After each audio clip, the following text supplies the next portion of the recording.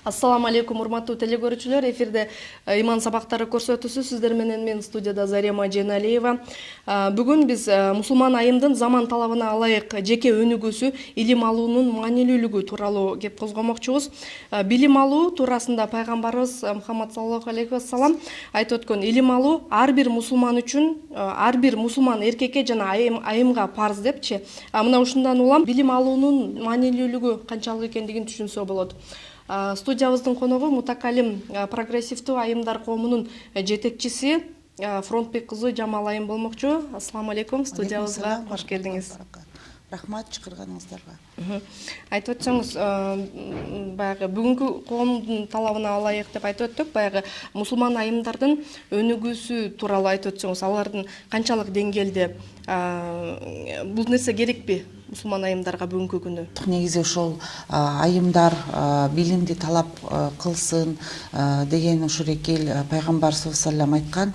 Билимди ошол бешиктен көргө чейин талап кылгыла, эгерде керек болсо билимди Кытайдан болсо да алгыла деген.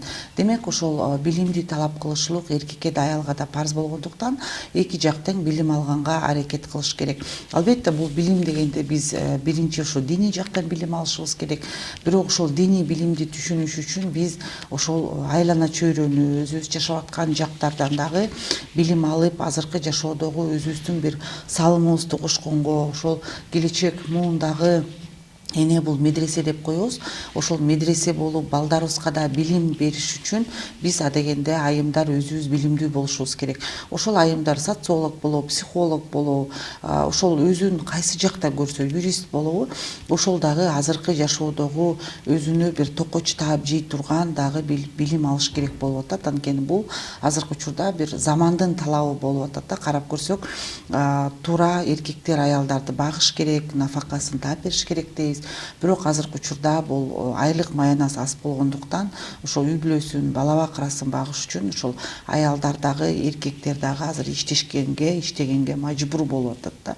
Ошол иштегенге дагы анын эгерде билими жетпесе, деңгээли жетпесе, ага эч ким иш бербейт. Ошол айымдар дагы билим талап кылып, ошол билим алып атканда дагы азыр бизде Кыргызстанда бир ислам университети бар, 9 институт бар, 109 медресе бар, кыздар кааласа.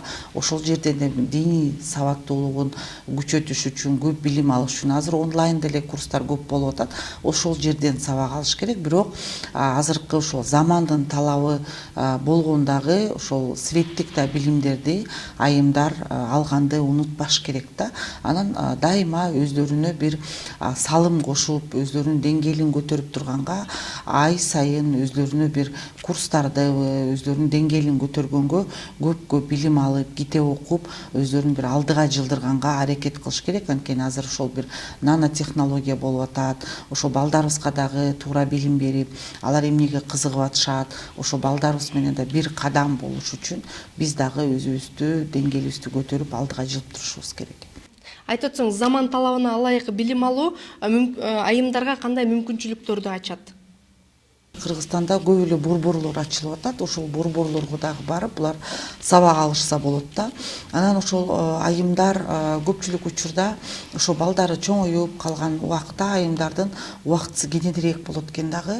Алар ошол өздөрү изденип, билим алайын, деңгээлимди көтөрөйүн, же бир жумушка чыгайын дегенде айымдар аябай көп болуп атат. Анан ошол айымдар дагы өздөрүнүн мындай квалификациясын көтөрүш үчүн курстарды үйдө онлайн окуп алышса болот. Мисалы, бухгалтерлик курсту азыркы учурда карап көрсөңүздөр, үйдө отуруп алып эле кичинекей балдары болсо дагы кыздарыбыз ошол Инстаграмда, Фейсбукта өздөрүнүн жасаган тамактарын үйрөтүп, рецепттери менен үйрөтүп, сабакты дагы онлайн берип, ошого электрондуу акчаны салдырып эле үйдө да отуруп акча таап аткан биздин айымдарыбыз жок эмес да, көп. Алардын дагы ошол деңгээлин өстүрүп, өздөрүнүн үстүндө бир программаларын кылып атышат. Андан башка дагы мисалы бир борборлорду ачып аткан айымдар бар. машина айдап ошол бир бизнес кылып аткандар бар, аудиторский компанияларды ачып аткан, юридикалык компанияларды ачып аткан айымдарыбыз өтө көп болуп атат. Мен дагы ошол пандемиянын негизинде ошол мынакей 1 жыл болуп калды, күнүгө түз эфир кылып атам. Ошол диний маселеде дагы айымдар суроолорду берип атышат.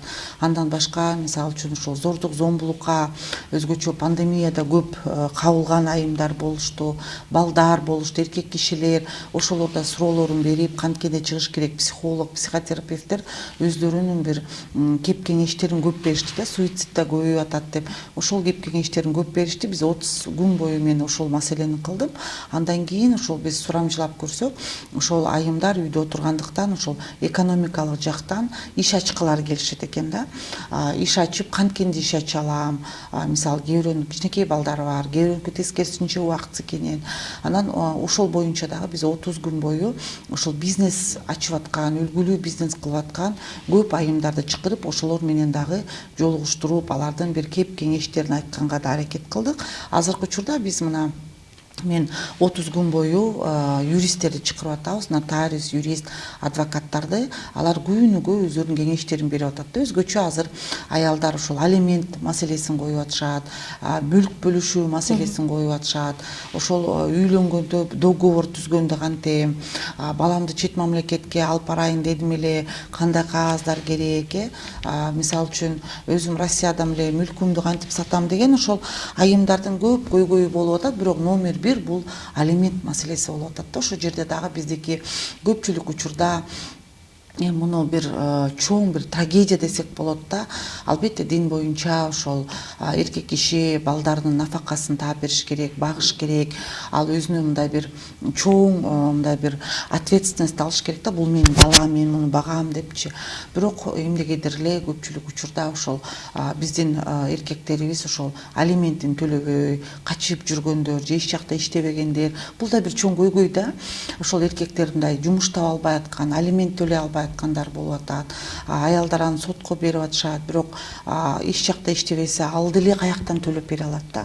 Ошон үчүн биз азыр ошол эркектерге дагы канткенде жумуш табыш керек, эмне кылыш керек, аларга дагы бир чоң жардам беришибиз керек болуп атат. Алар дагы бир эми биз көпчүлүк учурда эле кыл сен кылышың керек деп эркек айта берсек, ал дагы ушул психологиялык жактан өзүн жоготуп коюп атышат да.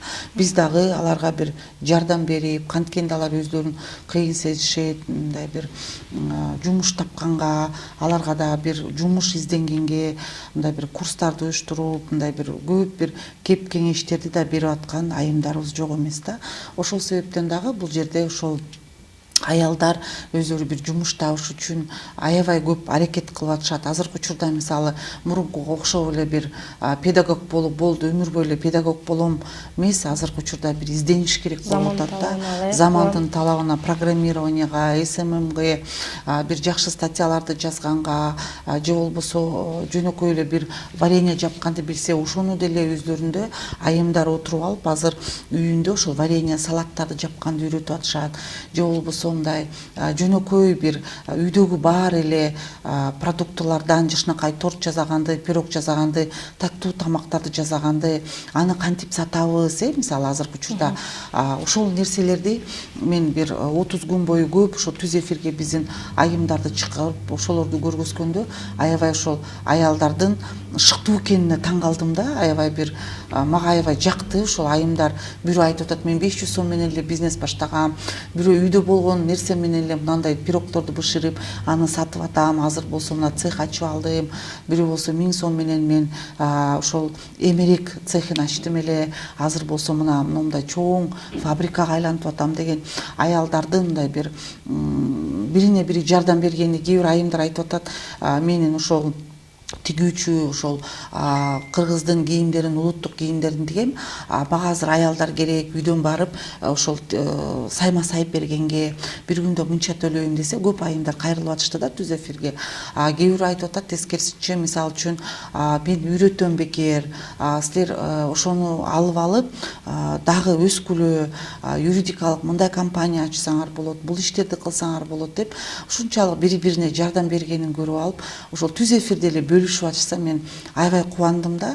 Демек биздин ушул коомчулукка биз жөнөкөй эле нерселер менен мындай бир жашоосун оңоп койгонго, үй бүлөсүн сактап калганга, мындай бактылуу үй бүлө болгонго жакшы салымдарды кошо алат экенбиз деп мен азыр ушул түз эфиримди күнүгө кылып атам да. Ошол азыр юридикалык жактан көп суроолор болуп атат, айымдардыкы дагы. Албетте бул жерден дагы кантип налог төлөш керек, эмне кылыш керек, мунун арты кандай болот. Анткени биз билбей эле кээ бир учурларда алданып калгандарыбыз көп. Жер тилкесин алып алып, доверенность жок, же үйдү сатып, ии деп ишенич болуп алдатып койгондорубуз. Ошол бир карап көрсөңүздөр жөнөкөй эле нерсе, бирок көпчүлүгүбүздө ошол жөнүндө бир информациябыз жок, же ошол убакта бир кайдыгер болуп койгонбуз, же болбосо убагында ача албай калганбыз. Ошондой бир нерселер керек экен. Кээ бирөөлөргө бир психологиялык жактан жардам керек экен да. Сен кыйынсың, сен кыла аласың, алдыга давай десең, анан карап көрсөң ал аялдар бир айдан кийин сонун бир ишин ачып алгандай да. Мен ойлойм бул нерсени биз ушундай мотивация кылып, аялдарга дагы, эркектерге дагы бир мүмкүнчүлүк түзүп берип, мындай жоктон бар кылып, мындай жакшы нерселерге бир үйрөтүшүбүз келип атат, керек болуп атат. Анткени азыр экономикалык жактан да айлык да аз болуп атат, продуктылар кымбаттап атат.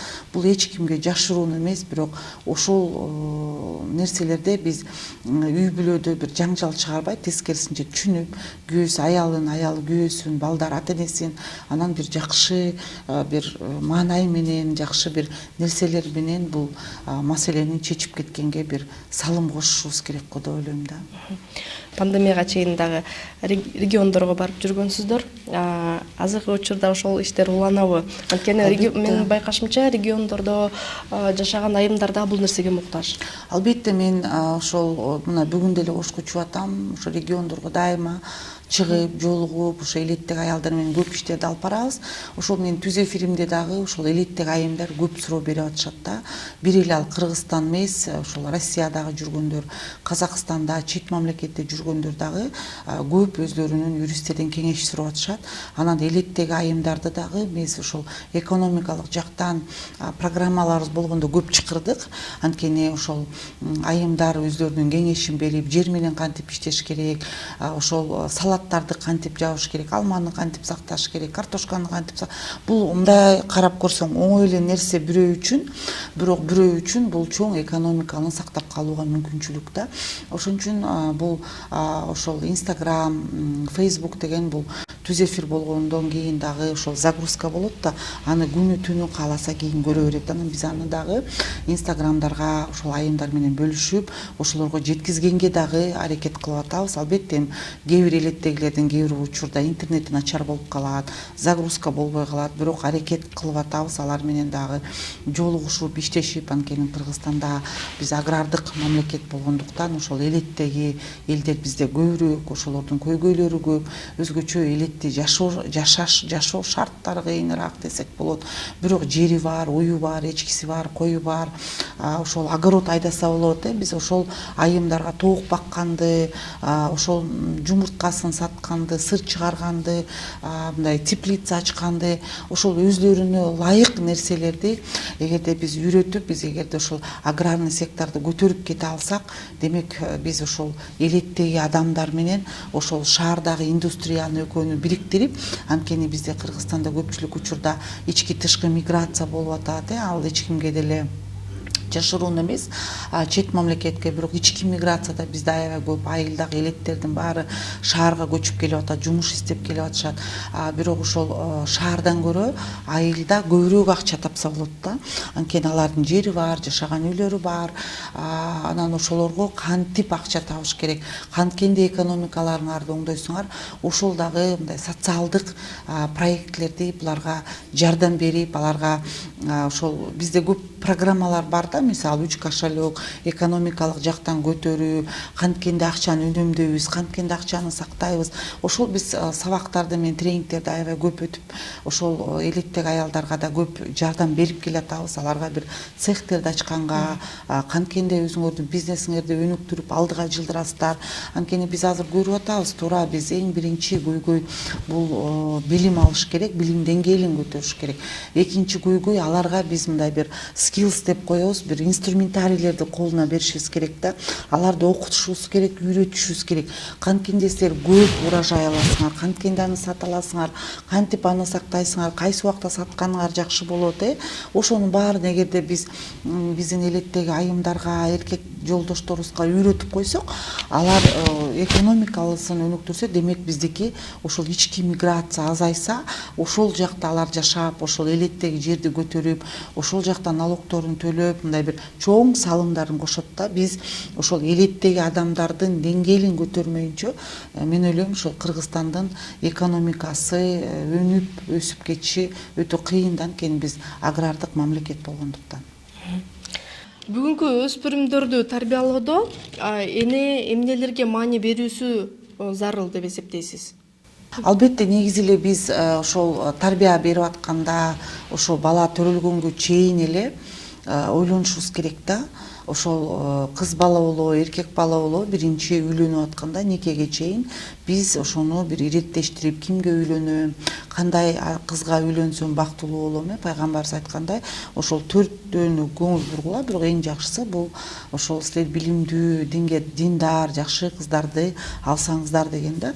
Эми бул жерде дагы ошол эң биринчи ошол үй бүлөнү биз куруп атканда дагы билимдүү бала, билимдүү кыз эгерде үйлөнө турган болсо, алар ошол балдарынын дагы келечегин ойлонушат. Ал бала каякта жашайт, эмне тамак жейт, төрөлгөндөн кийин ага кандай билим берем, кандай мектепке берем, мен өзүмдүн жашоо тажрыйбам, билимим жетеби ошол ымыркайды бакканга, ал балага мисалы үчүн эмне тамактарды беришим керек, эмизишим керек, өстүрүшүм керек, кайсы садикке берем деп ошол ата эне аябай ойлонуш керек да, бир эле.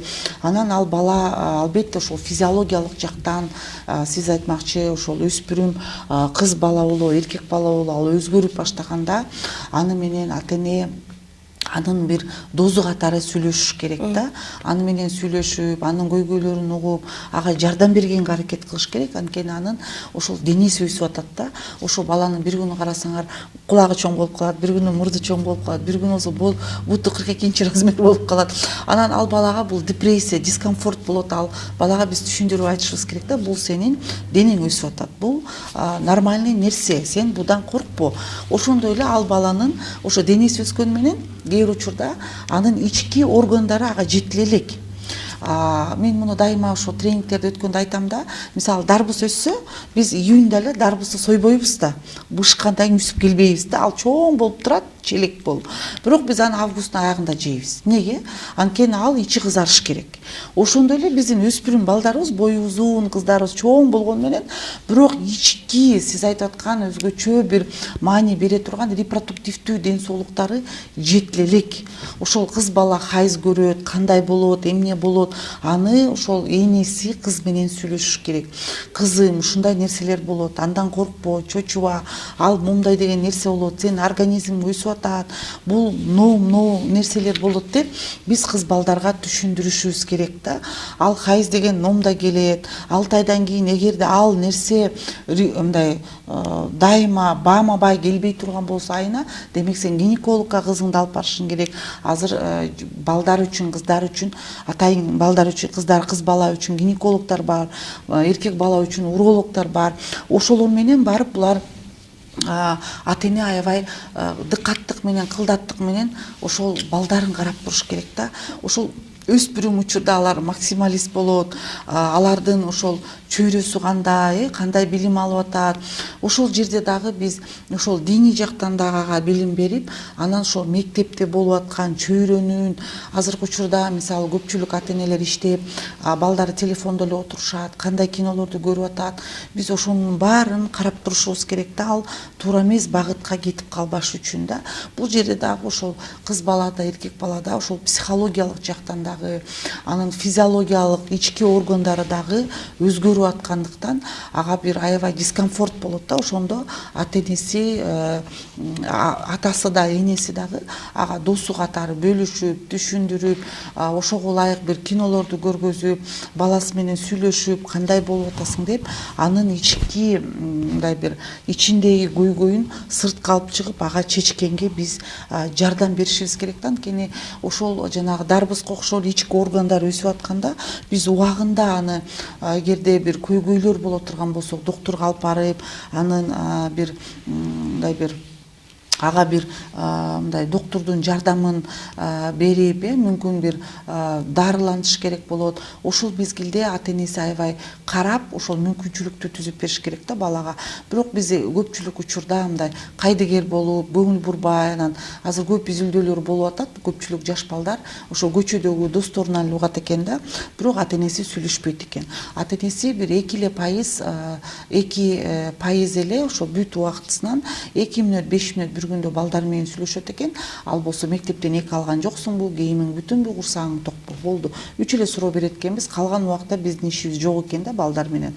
Бирок ошо балдар менен сүйлөшүп, аларга көңүл буруп, алар көргөн кинону көрүп, аларга бир жакшы кинолорду көргөзүп, алар менен кошо тамак жасап, алардын жакшы көргөн нерселерин биз ошол балдардын бир ички дүйнөсүн алып чыгып өзүбүзгө бир жакын кылганга аракет кылышыбыз керек да. Эгерде биз ага психолог дагы болуш керек. Чоң психолог болуш керек да. Анткени биз ошол психолог болуп балдарыбызды өзүбүзгө тартпасак, кээ бир учурда психотерапевт да болуп калабыз, кээ бир учурда биз аларга дос болобуз, кээ бир учурда ата эне болобуз, кээ бир учурда мугалим болобуз да.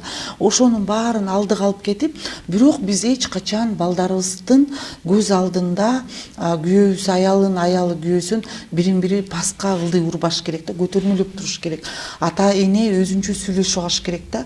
Бул темада мен сүйлөшөйүн деп атам, кандай дейсиң деп экөө бир консенсуска келгенден кийин анан ушул теманы бала менен сүйлөшүш керек. Анткени көпчүлүк учурда атасы тарбия берип атса энеси болушуп турат, энеси тарбия берип атса атасы болушуп турат да. Жок, экөө бирдей бир көз караш кылып алып, анан үй бүлөнү, баланы тарбиялап ошого салым кылыш керек. Анан балдардын көзүнчө алар аябай ата энесин балдар кумир тутуш керек да. Менин апам акылдуу, менин атам гений, экөө окумуш, тамак жасайт, мен ошо ата энемдей болгум келет, папамдай болгум келет, мамамдай болгум келет, ошолордой тамак жасагым келет, ошолордой билимдүү болгум келет, ошолордой англисче, арабча сүйлөгүм келет, орусча. Ошондой балдар канчалык ата энени кумир тутса, алар ошончолук үйгө байланат да. Канчалык ата энесинин билими жок балдар менен сүйлөшпөсө, бала үйдөн качат. Биз ошол нерсени көп ойлонушубуз керек да. Ата энелер ошол балдарыбызга салым кошуштан мурдун компьютерди алардан жакшы билишиңер керек, нанотехнологияларды жакшы билишиңер керек, тилдерди, сабактарды бардык жактан балдарыңыздардан жакшы билгенге аракет кылсаңыздар, балдарыңар силерди сыйлайт, өзгөчө 18 жашка чейин. Андан кийин алардын акылы токтолгондон кийин алар уже силерге мындай мен ата энем сыйлашым керек деген бир мындай бир башына отурат да. Бирок ага чейин алар дайыма силер менен салыштырып өзлөрүн максималист мындай өспүрүм учуруда. Ошон үчүн биз балдарга өзүбүз биринчи мындай бир күзгү болушубуз керек да. Анан балабызга бирди айтып, өзүбүз бирди кылсак, албетте балдар бизди сыйлабайт. Ошон үчүн балдарыбызга дагы бирдемке айтаардан мурда ошол нерсени өзүбүз кылышыбыз керек да. Анан ошону бир үйрөтүп, алдыга жылдырсак, анан балдарыбыз дагы бизди кумир тутуп, ошондой болуш керек экен деп мындай бир балдарыбыз бизге жакын болгонду, бизге окшош болгонду бир аракет кылат го деп ойлойбуз. 90-жылдан баштап бизде миграция болду. Анан көпчүлүк ата энелер балдарын баарын калтырды чоң апа, чоң атасына кетишти. Азыр ошол ата эненин мээримин көрбөгөн балдар азыр ата эне болуп атышат да. Алар ошол ата эненин мээримин убагында алышкан жок. Анткени алардын ата энеси каякта болду? Россияда, башка жакта мигрант болушту. Алардын чоң апта, чоң апасы. Ата энеси эмне кылды? Аларга акча салды. Болду. Алардын тарбия болгонуна, өскөнүнө, алардын күлкүсүнө, сүйүнгөнүнө, алардын ый менен кошо ыйлап, алардын жанында болгон жок. Ошон үчүн дагы азыр биздин ошол тарбия берип аткан жаштар, мисалы 25 жыл биз жоготуп алдык да азыр. Азыр ошолор ата эне болуп атат да. Алар ата эненин мээримин ала алган жок көпчүлүгү. Бирдемкени көрбөсөң кантип аны сен бересиң? Бул дагы бир чоң көйгөй болуп атат да. Ошон үчүн биз бирдекени бериш үчүн аны алганда көрүшүбүз керек да. Кандай болду эле бизге ата энебиз? Бирок азыркы учурда карап көрсөк, албетте азыр соцсетте өтө бир башкача тарбия болуп атат. Анткени ар кайсы кинолор бар.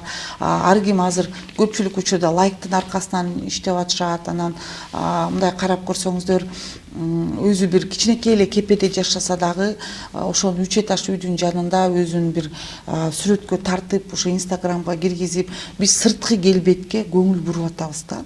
Бирок ичкибиз жок болуп атат да, ичибиз көңгөй болуп атат. Биз канчалык деңгээлде мындай бир бирөөгө жакшылык кылуу, бирөөгө жардам берүү, ошол сезимдер кетип эле биз мындай фейковый жашоого өтүп баратабыз да.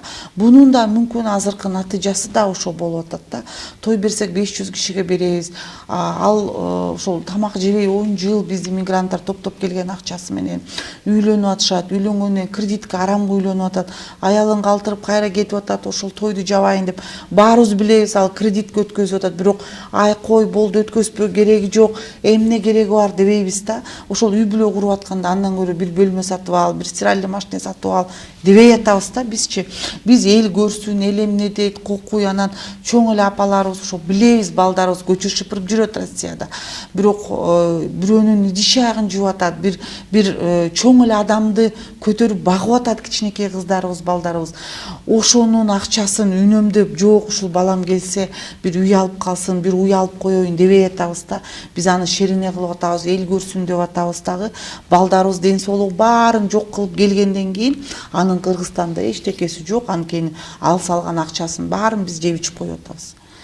Бул дагы бир чоң көйгөйдү. Ошон үчүн мүмкүн биздин балдарыбыз да кайдыгер болуп атат да. Биз эмнегедир эле мындай өзүбүз мындай бир кайдыгерлик эле бир адамдар болуп калдык да. Бизге баары бир ата энебиз азыр мындай бир карылар үйүнө барсаңар эч качан кыргыздар аякта болчу эмес илгери. Мен 20 жыл студент кезимде барганда көрчү эмесмин кыргыздарды да. Бир кыргыз же бир мусулманды көрсөк оозубузду аччыбыз. Азыр баары 99% кыргыздар болуп атат да. Бул дагы бир көйгөй да. Азыр карап көрсөңүздөр биз шунчалык бир деградация болуп кеттик да. Мындай бир кайдыгер, баары бир эмне болуп атат, кандай болуп атат, балабыз эмне жеп атат, эмне өсүп атат, ата энебиз эмне жеп атат, аялым эмне тамак жеп атат, балам эмне жеп атат, баары бир болуп калган эмнегедир эле бир кайдыгерлик бир заман болуп атабы же өзүбүз болуп атабыз билбейм да. Эми ошол азыркы технологиянын тилин айтмакчы, биз бир перезагружать этпесек болбой калды да. Ошону ойлонуп стоп деп эмнени каалайбыз, күзгүдөн карап ай кой токтоюн, бир жакшы салым кошоюн, мен эртеңки күнү эмнени алам, азыр ата энеме эмне мамиле кылып атам. Мен жакында эле больницага жатып чыктым, бирок аябай ыйлагым келди да. Ошол больницадан ошол апалар үйлөрүнө кеткиси келбей атат. Докторлор кете берсеңиз болот десе, да 2 күн жатып турайынчы деп атат да. Үйүмө барсам эмне, балам келдим урушуп атат, же бир ызычуу, өзүмдүн бөлмөм жок, кетпей эле коеюнчу, биякта болсом элден уялгандан мага тамак алып келет, силер менен сүйлөшөм деп атат да. Эл менен сүйлөшөйүнчү деп. Анан мен аябай таң калдым да. Эмнеге ушунчалык болуп атабыз? Эмнеге биз ата энебизди сыйлабай атабыз? Эмнеге балдарга көңүл бурбай атабыз? Биз ким болуп баратабыз? Ошон үчүн бул биз азыркы учурда бир стоп деп, тарыхыбызды карап, келечегибизди карап, азыркы учурда бир ойлонбосок, биз келечекте бир маңкурт эле болуп калчудайбыз да. Анткени жаш балдарга көп көңүл бурбай атабыз, алардын тарбиясында. Алар болсо өзү менен өзү интернет, анан дагы бир достору менен чоңоюп атат. Ата энеси болсо акча табайын, күнүмдүк тамак аш дейт, ата энесин карабай атат да. Бул бир чоң бир көйгөй болуп атат. Бирок муну кантип чечебиз? Албетте ошол динди карап көрсөк, ошол сый урмат, Кудайдан коркуу сезими, ата энеге болгон милдет, балдарга болгон милдет, мыйзамды карап көрсөк, биздин милдетибиз балдарыбызды багыш, эгерде карып калган ата энебиз болсо, аны багыш милдетибиз. Биз ошонун баарын азыр ойлонуп бир кандайдыр бир стратегия кылабызбы өзүбүз үчүн, ар бирөөбүз мындай эл көрсүн эмес, Кудайдын астында кантип жооп берем, ата энемдин астында кантип жооп берем, деги эле мен адаммынбы деген бир суроолорго берип, анан бир кадам ташташыбыз керек болуп калды окшойт. Демек бүгүнкү күндө бул диний тарбия, илим менен кошо, билим менен кошо дагы диний тарбия дагы өтө маанилүү экенин түшүнүп отурабыз. Көрсөтүүбүз дагы аягына келип жетти. Келип бергениңизге чоң рахмат. Кийинки көрсөтүүдөн көрүшкөнчө, ассаламу алейкум ва рахматуллахи ва баракатуху.